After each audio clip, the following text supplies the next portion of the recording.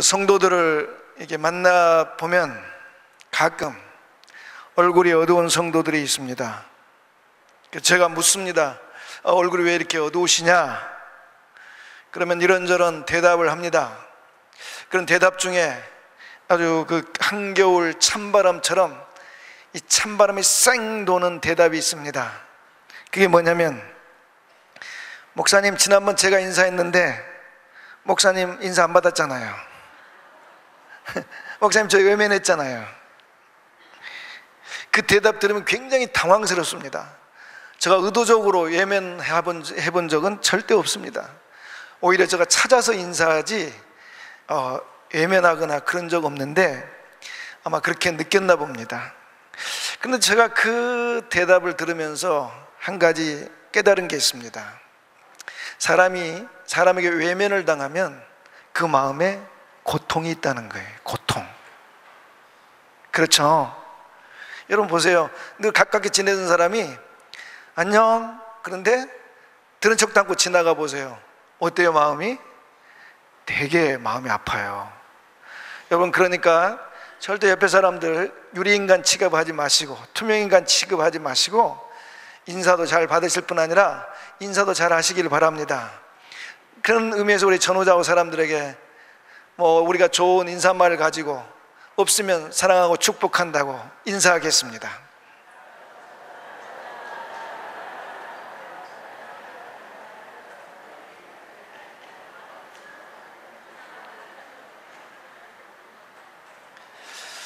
그렇습니다. 이렇게 인사하고 서로 이렇게 아는 척 하니까 되게 좋잖아요. 그러나 지금도 제가 인사합시다 했는데 인사를 해도 받은 척도 안 하고 웃지도 않고, 그러면 한 사람이 되게 무안할 뿐 아니라 마음이 아프단 말이에요. 이렇게 사람에게 외면당하는 거, 이것도 그 외면당한 사람들은 마음에는 고통이에요. 근데 우리가 외면당하는 것보다 더 큰 마음의 고통은 뭐냐면 버림당할 때 사람은 마음이 이루 말할 수 없이 아픕니다. 예수님께서 십자가에 달리실 때 그 십자가에서 7말씀을 하셨습니다. 가상칠언이라고 그러죠. 예수님이 그 십자가에 달리셔서 모든 걸 다 참고 이해하고 다 용납할 수 있었습니다. 그래서 예수님 첫 번 말씀이 뭐였습니까? 아버지, 저들의 죄를 용서해 주세요. 저들이 누굽니까? 예수님 모함했고, 거짓 고발했고, 비방했고, 욕했고, 침뱉었고, 채찍을 두들겨 팼고, 옷 벗겼고, 그리고 십자가에 못을 박은 사람들 아닙니까? 그런 것까지 다 용서해달라고 그랬습니다. 그런 것은, 그 말씀은 뭐예요? 본인 예수님 마음에 이미 그런 것 다 용서했다는 거 아니겠어요? 사람들이 예수님을 향해 욕하고 그렇게 고통을 주는 그런 일들, 예수님 감정적으로 어렵지 않았다는 거죠. 그러나 예수님께서 십자가에서 감정적으로 정말 견디기 힘들었던 고통이 있었습니다. 그건 하나님 아버지께 버림당하는 느낌이었죠. 그래서 예수님 가상칠언 중에 4번째 말씀이 뭐였습니까? 엘리 엘리 라마 사박다니, 나의 하나님 어찌하여 나를 버리시나이까. 예수님이 다른 건 다 참고 견디고 이해하고 용납할 수 있었습니다. 그러나 아버지께 버림당한 것 같은 이 감정을 추스릴 수가 없었어요. 그렇습니다. 사람의 마음을 가장 고통스럽게 만드는 건 버림당하는 것입니다. 여러분, 사람들의 마음에 고통을 주는 것은 여러 가지가 있습니다. 큰 고통 주는 거, 실패한 거, 뭔가 시도를 했는데 실패를 했어요. 너무 고통스럽죠? 이게 싸웠는데, 겨루었는데 패배한다는 거, 이거 힘듭니다. 심지어 우리 선교팀 가서 팔씨름도 있는데 이 팔씨름한 거 이렇게 해서 치면 마음에 아파요. 그 다음에 시험을 쳤는데 낙방한다든지 질병에 걸린다든지, 이런 우리들의 크고 작은 일들로 인해서 우리들의 마음에 큰 고통이 오지만, 그래도 버림당한 것, 요 버림당한 것만큼 큰 고통은 없습니다. 이 버림당함으로 인해서 큰 고통을 안고 사는 사람이 바로 고아들이죠. 고아. 여러분, 고아들의 고통을 우리는 잘 모릅니다. 그러나 고아들은 그 고통이 이 세상 떠날 때까지 그 고통을 안고 삽니다. 왜 그들이 고통이 그렇게 아플까요? 다른 사람도 아니에요. 부모에게 버림을 당했잖아요. 부모는 자녀를 본능적으로 사랑하게 돼 있습니다. 자녀는 부모에게 본능적인 사랑을 기대합니다. 그럼 본능적인 사랑을 주는 부모가 버렸으니 얼마나 아프겠어요. 얼마나. 인간관계 속에서 버림당하면 가장 모든 그 버림당한 게 다 아프지만 특별히 그 남자들 있잖아요. 남자들, 아내를 사랑하는 남자들. 혹시 여러분 중에 내 남편은 나를 정말 사랑한다, 이런 확신과 믿음이 있는 여자 성도분들은 한번 조용히 손을 들어보세요. 없습니다. 있어요. 예. 근데 그 아내를 정말 사랑하는 남편들은 그 아내에게 버림을 당하면 힘들다고 합니다. 특별히 그 이별, 이혼을 한다든지 또는 사별을 한다든지 그러면 남편들이 견디질 못한대요. 여자들은 조금 남자보다 더 옥해서 견디는데 남자들은 잘 못 견딘대요. 그래서 아내를 사랑했던 남편들이 이혼을 한다든지 사별을 하면은 우울증에 걸리고 같은 자살 충동을 느낀대요. 그래서 여러분들 중에 내 남편이 나를 정말 사랑한다 이렇게 느끼신 분들은 남편에게 꼭 잘해주시기 바랍니다. 남편이 우울증에 걸릴 확률이 있습니다. 제가 이렇게 설교를 준비하다가 그 소크라테스 아내 있잖아요. 소크라테스 아내를 악처라고 그러잖아요. 악처. 근데 난 소크라테스 아내가 새롭게 보였습니다. 이유는 이런 겁니다. 여러분, 소크라테스가 그 아내에게 도움이 하나도 안 돼요. 인생에 도움이 하나도 안 되는 남자예요. 돈을 벌어다 주는 것도 아니요, 밖에 나가면 사람들이 잘 알아듣지도 못하는 세상의 진리라고 하는 것들을 막 설파하고 가르칩니다. 집에 와서 아내의 마음을 이해해 준다든지 어휴 내 없을 때 고생했네 이런 말을 하는 것도 아닙니다. 아내가 뭐라 그러면 침묵하든지 아니면 또 알아듣지도 못한 진리라 하면서 또 이야기를 합니다. 그러니 아내가 할 일이 뭡니까? 남편 바가지 긋고 물이나 남편에게 쏟아붓고 이런 거죠. 근데 제가 이 소크라테스 아내를 새롭게 본 건 뭐냐면, 이렇게 도움이 안 되는 남자들, 요즘 여자들 같으면 어떻게 하는 거죠? 빠이빠이 합니다. 버리고 떠납니다. 그런데 소크라테스 아내는 소크라테스를 버리지 않았습니다. 그래서 제가 설교를 준비하면서 야, 이 소크라테스 아내가 이거 대단한 여자구나, 괜찮은 여자구나. 사랑하는 남자 성도 여러분, 여러분에게 바가지를 긋고 여러분에게 불친절하고 밥을 차려주지 않는 아내라 할지라도 여러분 곁에 있는 것만도 감사하시기 바랍니다. 남자 성도 여러분, 다시 한번 바가지를 긋고 밥을 안 차려주고 빨래도 여러분 보고 하고 육아도 여러분 보고 하고 돈 벌어오는 것도 여러분 보고 하라 할지라도 아내가 여러분 곁에 있다, 그것만으로도 감사하는 남자 성도 여러분 되시기를 주의 이름으로 축복합니다. 여자들만 아멘 안 해. 남편들이 아멘을 해야지.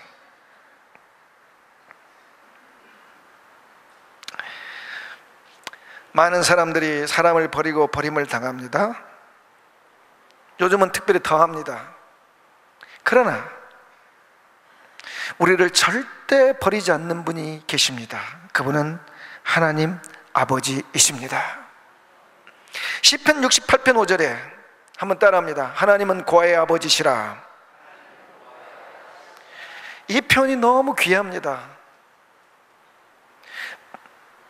고아, 버림을 당한 고아들, 하나님은 절대 버리지 않는다는 표현이죠.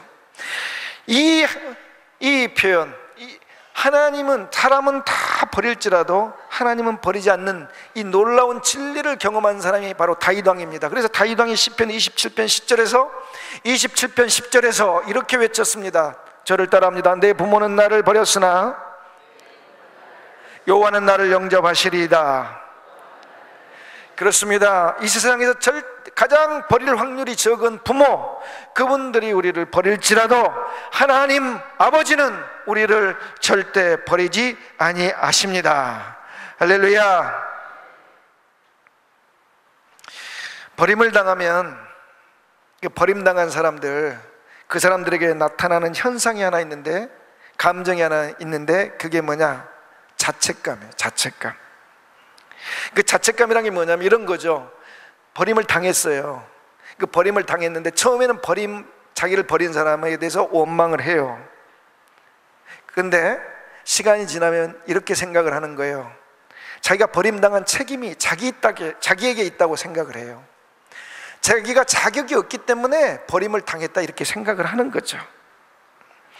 사실 그게 맞는 생각이죠. 여러분, 우리가 뭔가 물건을 살 때도 아무거나 안 사잖아요. 같은 물건이라도 이왕이면 무슨 치마? 타홍치마.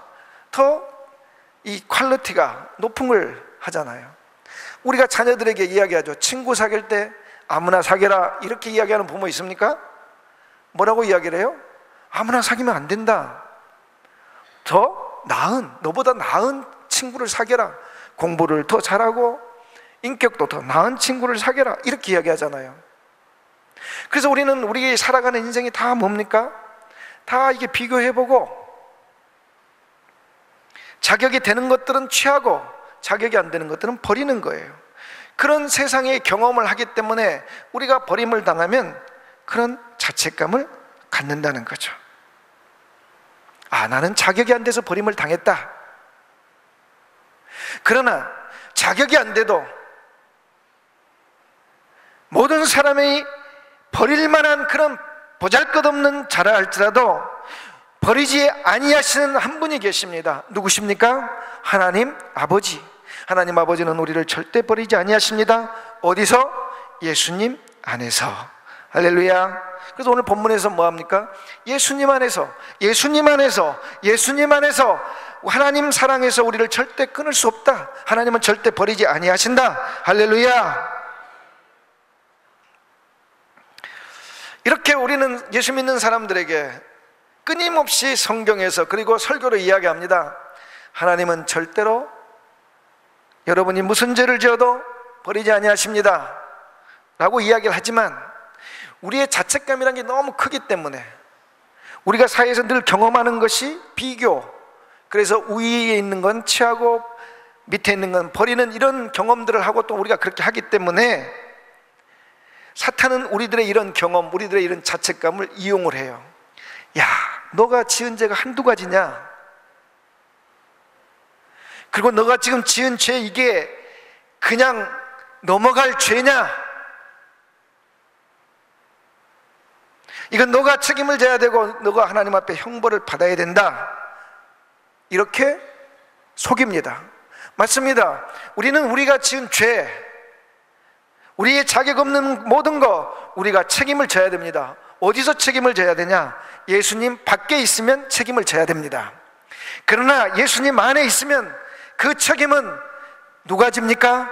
예수님이 지십니다. 어디서 지셨습니까? 십자가에서 우리의 모든 죄에 대한 책임을 예수님이 지셨습니다. 그렇기 때문에 예수님 안에서 하나님은 우리를 버리지 아니하십니다.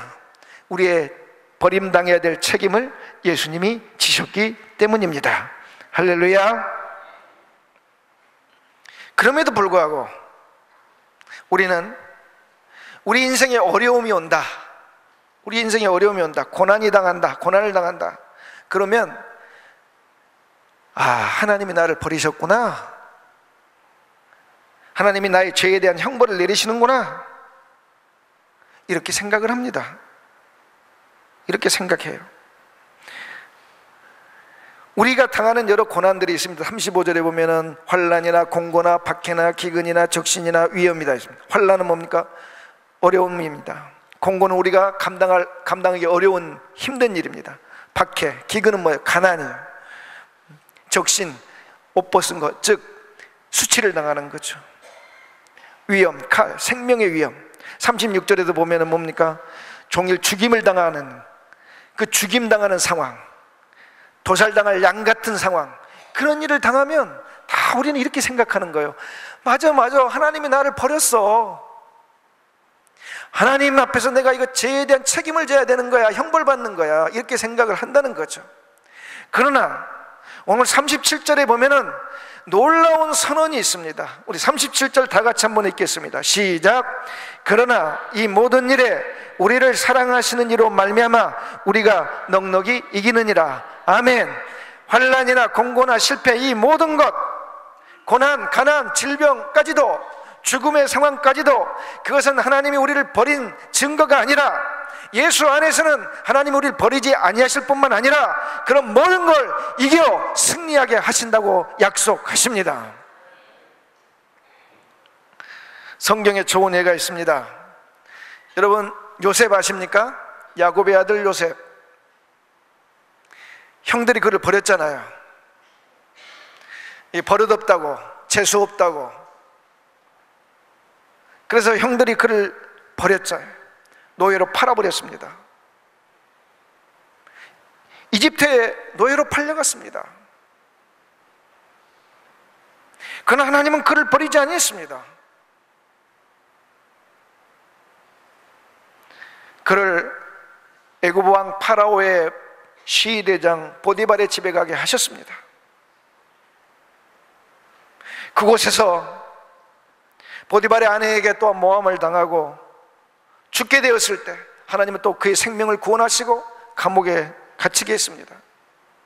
감옥 속에서 요셉은 자기가 하나님 앞에 버림을 당했다 그렇게 생각했는지 모르지만 때가 되니 보디발의 신하들을, 떡관원과 술관원을 그 감옥에 보내셨고, 그 술관원과 떡관원을 도와줌으로 인해서 요셉은 애굽의 총리가 되었습니다.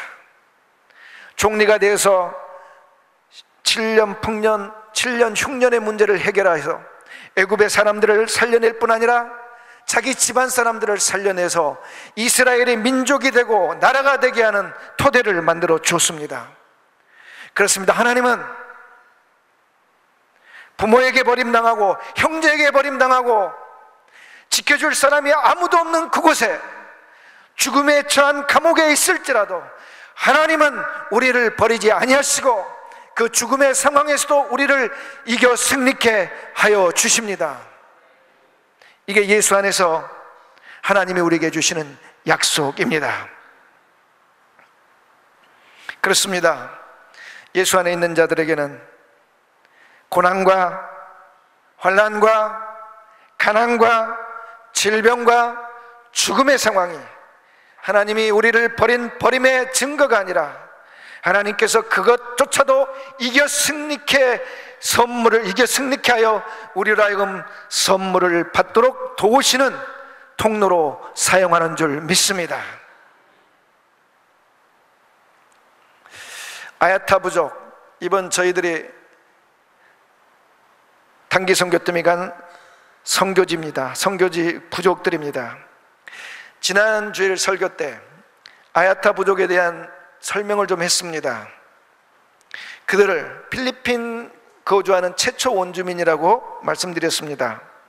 그들이 키도 작고 체구도 왜소합니다.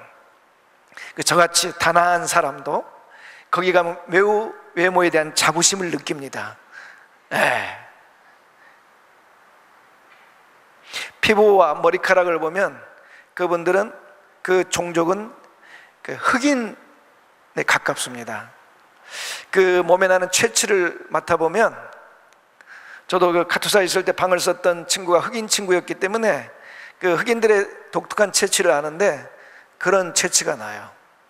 흑인에 가깝죠. 그들이 산에서 수렵하고 채취 생활하고 화전을 했습니다. 일정한 거주지 없이 떠돌아다니는 사람들입니다. 1991년 피나투보 화산이 폭발했을 때 그 화산 폭발로 인해서 많은 아야타 원주민들이 죽었습니다. 그래서 필리핀 정부에서 그들을 한 곳에 이제 정착시키는 그런 작업들을 하고 있습니다. 그렇지만 그들은 농사법을 모릅니다. 아직도 그들의 사는 곳 전기가 없어요. 저희가 이번에 찾아갔던 산종마을, 거기 우리 한국 코이카에서 지어진 학교가 있었는데 전기가 없으니까 아이들이 수업을 하는데 교실에서, 캄캄한 교실에서 해요. 비가 내리는데 바깥도 어둡잖아요. 안은 더 어둡죠. 근데도 거기서 수업을 하더라고요. 전기 없습니다. 물 없습니다. 그래서 비가 내려야 그때 몸을 씻는 거죠. 하루하루 먹고 삽니다. 그 문명이 있는 곳으로 내려온 사람들은 주로 뭘 하냐면 구걸하며 삽니다. 그들은 필리핀 천민이고 무관심의 대상입니다. 그들이 사는 곳은 가는 곳에 도로도 없습니다. 그래서 개신교 선교사들이 그 아야타 부족을 선교하러 들어갔습니다. 미국 선교사들이 가서 한 몇십 년 있다 철수하고 한국 선교사들이 또 하다가 다시 철수합니다.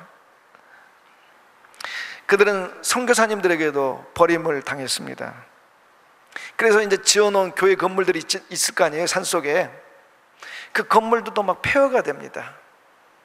저희가 찾아간 그 마을, 아르난 아르난 교회에 가봤더니 그 태풍의 지붕이 상해가지고 비가 셉니다. 창문들 다 뜯겨 나갔습니다. 어디로 간지 없습니다. 앞에 문짝도 대문도 없어요. 그러니까 그 교회, 아르난 교회도 선교사님이 돈이 생기면 가서 지붕을 좀 고치고 또 돈이 생기면 뭐 좀 고치고 했는데 보니까 지붕도 다 못 고쳤어요. 그래서 우리 장로님들이 보시고, 목사님 이거 창문 문짝이라도 고칠 수 있는 값이라도 주고 갑시다. 그래도 선교팀 가지고 갔던 돈 중에 일부를 선교사님에게, 선교사님 이거 수리하십시오, 전해주고 왔습니다. 그 아르난 교회만 그 수리하는데 전부 700만 원이 든답니다. 이렇게 다 버려졌어요. 그러니까 뭐 일반 사람들에게도 관심을 끄지 못하는, 그리고 버림받는 사람들 뿐만 아니라 선교사님들도 선교하다가 소망이 없으니까 버리고 가는 거죠. 그런 건물만, 교회 건물만 폐허가 돼가는 것이 아니라 그 믿음을 받아들인 그 사람들의 마음, 믿음도 폐허가 돼가고 있더라고요. 저희가 갔던 지역이 아얄라 지역입니다. 그 아얄라 지역에 사는 아야타 부족, 그 지역 부족, 그 아야타 부족을 책임지고 돌보는 분이 바로 유연석 선교사님입니다. 그 유연석 선교사님은 원래 이 아야타 부족 선교를 하시는 분이 아니었습니다. 그 마닐라에 가면 아시아 태평양 장로의 신학교라는 게 있습니다. 줄여서 아태장신이라고 그러는데, 아태장신 설립 멤버입니다. 거기서 학생들을 가르쳤는데 그 학생 중에 그 아야타 부족 출신이 한 명 있었습니다. 말론이라는 그 전도사였는데, 이 말론이라는 전도사가 2014년 성탄절을 하루 앞둔 날 심장 질환으로 소천을 했습니다. 근데 그 제자가 죽으면서 이 선교사님의 손을 잡고 유언을 하나 했습니다. 그 유언의 내용은 아야타 원주민, 그 원주민들을 위한 지속적인 관심과 선교 활동을 해달라는 거였죠.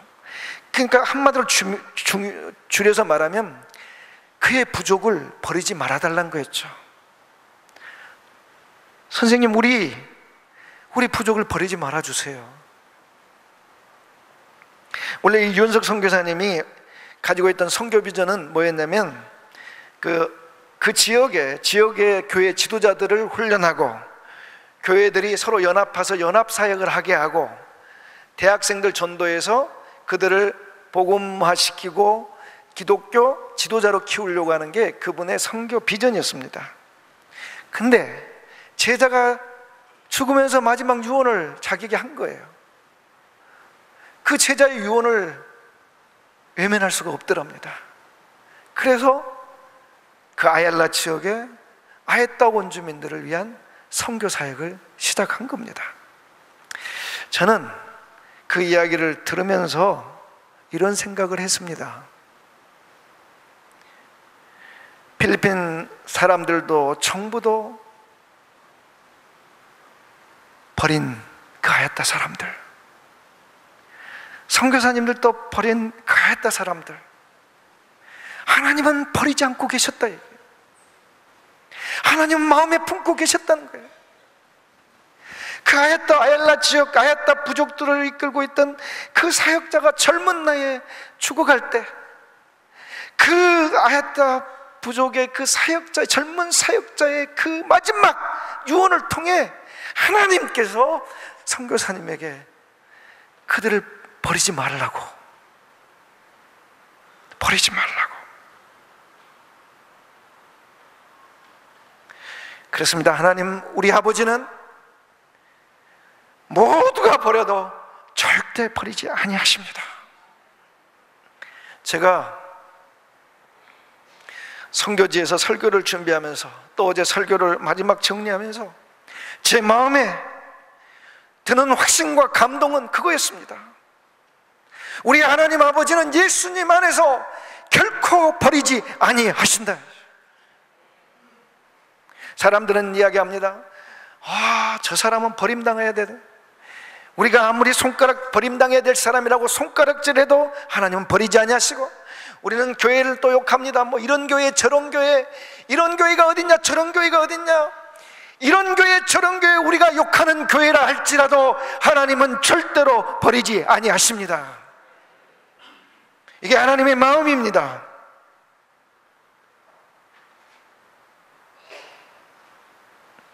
그렇습니다. 우리는 자격을 따집니다. 자격을 따져서 우리가 생각하는 기준에 맞지 않는 사람은 하나님이 버린다. 우리도 버립니다. 우리가 자격을 따집니다. 자격에 맞지 않는 교회 우리는 버립니다. 그러나 하나님은 버리지 아니하십니다. 자격이 없어도 버리지 아니하실 뿐만 아니라 하나님은 또한 하나님의 이익이 되지 않아도 절대 버리지 아니하십니다. 짐이 되어도 버리지 않는다는 이야기죠. 우리 속담에 달면 삼키고 쓰면 뱉는다는 말이 있습니다.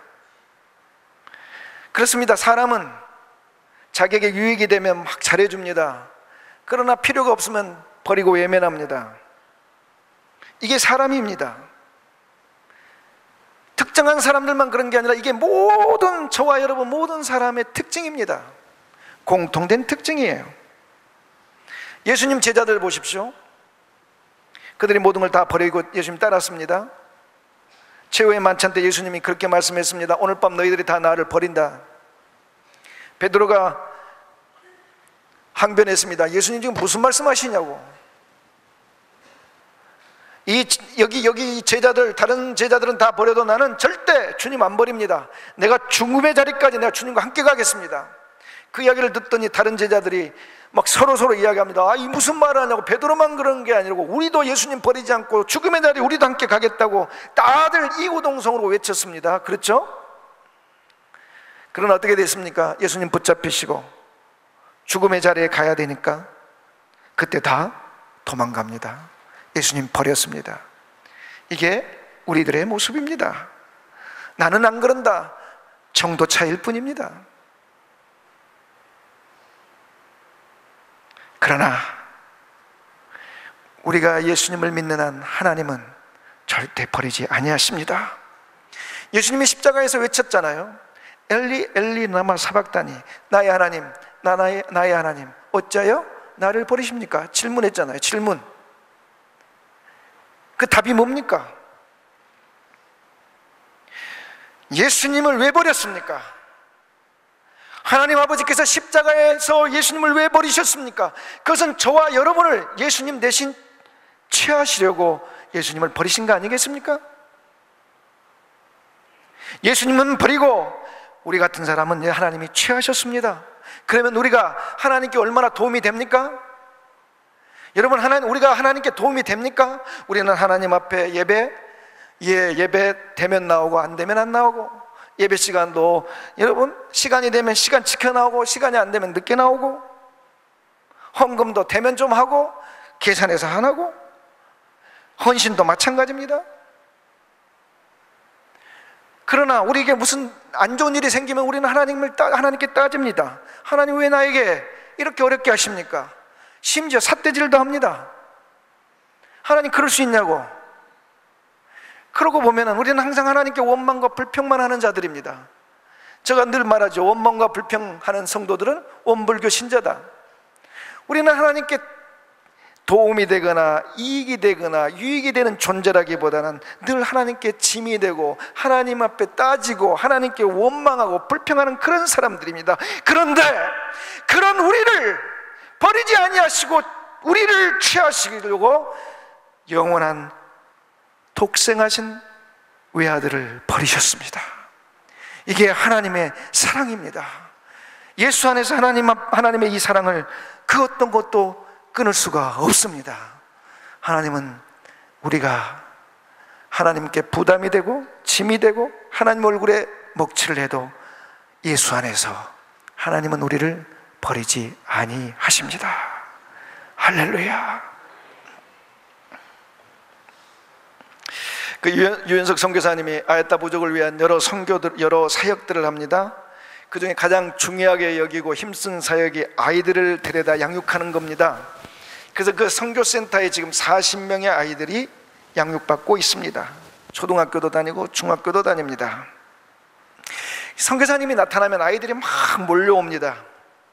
키가 작은 애들은 선교사님 발을 붙잡고, 키가 큰 애들은 선교사님을 껴안고, 걔들이 다 이구동성으로 선교사님을 향해 부르는 호칭이 있습니다. 한번 따라합시다. 파파. 뭐예요? 아빠예요. 근데 그 아이들이 그 부르는 그게 가식으로 부르는 게 아니에요. 정말 사랑이 배어 있어요. 사랑이. 선교사님이 그 아이들에 대한 비전이 있습니다. 본인이 그 아야타 부족을 위해서 할 수 있는 일이 한계가 있다는 걸 알아요. 그래서 그 아이들을 지도자로 양육해서 그 아이들이 부족을 살리는 일을 하게끔 하려고 합니다. 근데 그 아이들을 키우는데 돈이 많이 들죠.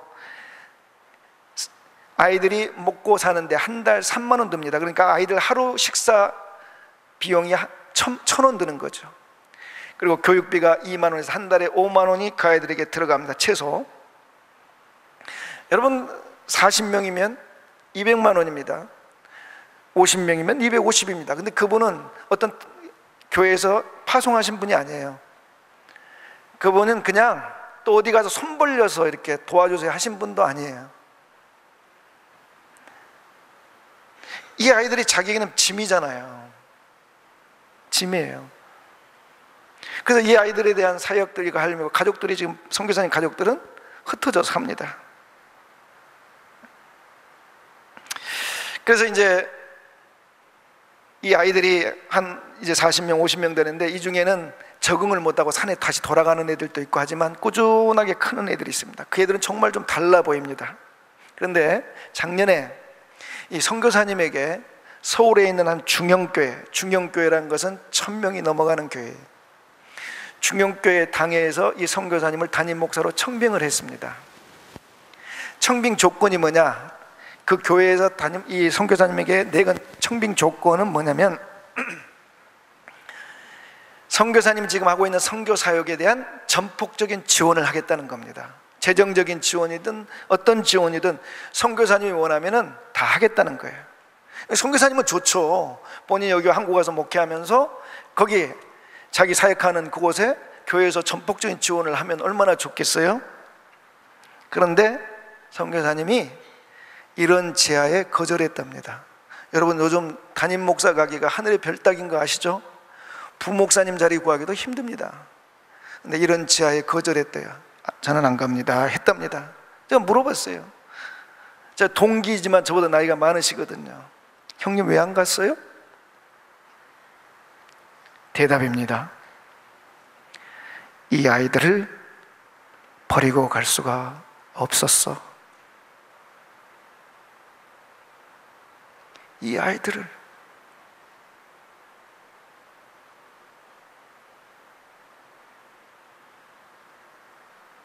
자식인에게 파파라 부르는 이 아이들, 자기에게 도움은 되지 않고 부담만 되는 아이들, 애들이 전부 다 충치로 이가 썩어가지고 그 아이들을 이 하나 치료하는데도 엄청난 돈이 드는 아이들, 그 아이들을 버리고 갈 수가 없다고. 왜 버릴 수가 없었습니까? 하나님 아버지 마음이에요. 그게요.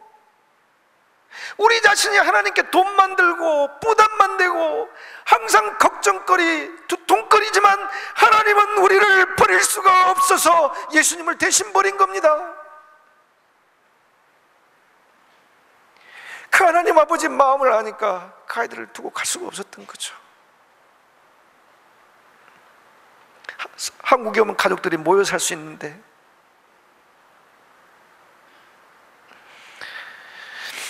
사랑하는 성도 여러분, 하나님 아버지는 예수님 안에서 우리를 절대 안 버리십니다. 그래서 제가 그랬습니다. 형님 뭘 도와드릴까요? 선교사님 부탁이 있었습니다.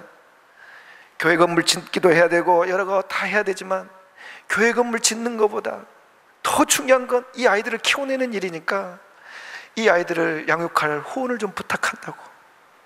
근데 아이들이 자주 바뀌니까 또 교회가 부담이 될 수 있으니까 한 20명만 보내겠다고. 그래서 여자아이 11명, 남자아이 9명 후원해야 될 아이들을 보내주셨습니다. 그래서 2층 카페 가면 어제 선교팀 피곤함에도 불구하고 이번 선교 활동 사진뿐만 아니라 후원해야 될 아이들 사진을 붙여놨습니다. 후원해야 될 아이 사진은 스테인 글라스 쪽 벽에다 붙여놨습니다. 10,000원도 줬습니다. 그 아이들 한 달 식비 30,000원도 줬습니다. 교육비까지 다 한 양육비 50,000원도 줬습니다. 제가 부탁드린 건 일회성이 아니라 여러분이 자식을 하나 키운다, 내가 아들 하나 딸 하나 키운다, 내가 손주 하나 키운다는 마음으로 여러분이 평생 저 아이들 공부할 때까지 양육할 마음이 있는 분들은 거기다가 이름을 써놓든지 아니면 교육자실로 말씀해 주십시오. 저는 장차 우리 교회가 지금도 우리가 여러 많은 부분에 부족합니다. 재정적으로도 부족하고 여러 많은 능력이 부족하지만, 그러나 하나님 아버지께서 예수 그리스도 안에서 우리를 버리지 않는 것처럼 우리가 버림당한 사람들을 우리가 챙기기 시작할 때 우리를 통해서 하나님의 예수 안에서 보여주신 그 사랑이 세계 열방까지 퍼져갈 줄 믿습니다. 또한 우리에게도 하나님께서 말로 할 수 없는 많은 사랑과 은혜를 우리에게 부어줄 줄 믿습니다. 이후로 저와 여러분들이 바로 이 버림당한 사람들을 향한 이 사랑에 우리가 동참하여 주의 일을 이루는 은혜와 복이 충만하길 주의 이름으로 축복합니다.